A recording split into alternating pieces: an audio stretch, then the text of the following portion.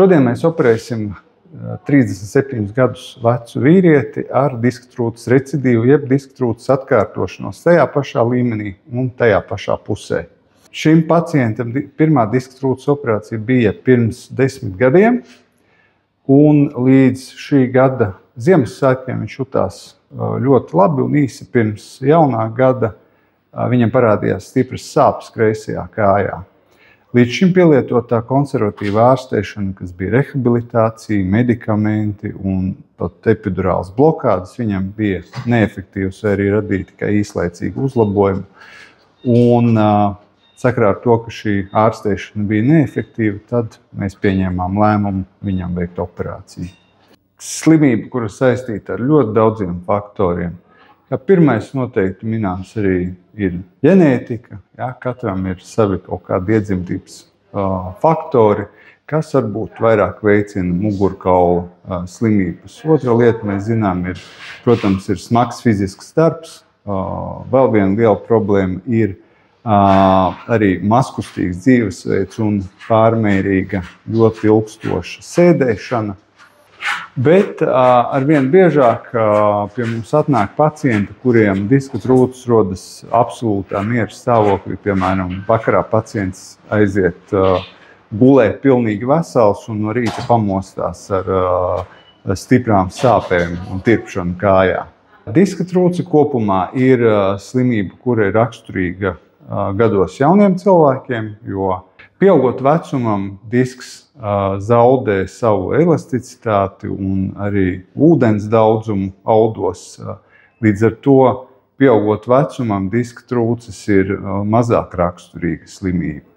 Un novecojot cilvēkam rodas citas mugurkaula slimības ar novecošanos saistītas. Jebkura operācija ir saistām ar kaut kādiem noteiktiem riskiem, bet diska trūces recidīva operācija ir saistām ar nedaudz lielākiem riskiem nekā pirmreizēja diska trūces operācija. Un pamatā tas ir sakarā ar to, ka pēc iepriekš veiktas operācijas vienmēr veidojas rētauda. Kā pirmais risks man ir jāmin vēl apjomīgāk rētaudu veidošanās. Un šie rētaudi var izraisīt tā saucamo epidurālo fibrozi.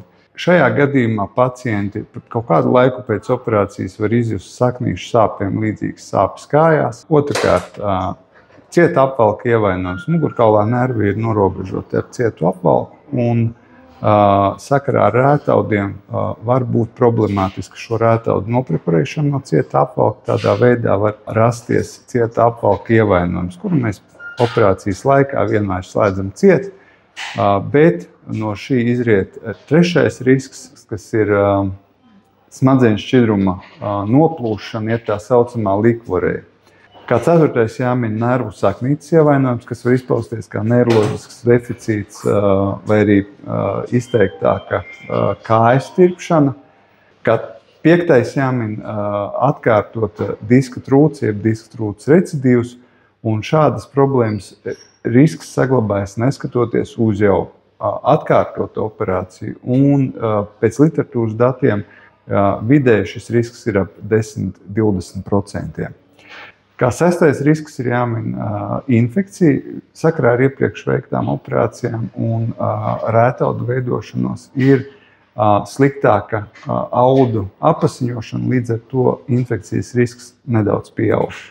Un kā septītais no būtiskākajiem riskiem ir jāmin tā saucamais failed back surgery sindroms, jeb neveiksmīgas mugurkaula operācijas sindroms, kurš var izpausties kā ļoti stipras sāpes kājā, nejūtīgums kājā, neskatoties uz to, ka arī pēc veiktās operācijas magnētiskās rezonanses attēlos ir normāla pēcoperācijas atrade un nav nekādu norādījumu par atkārtotu diska trūci.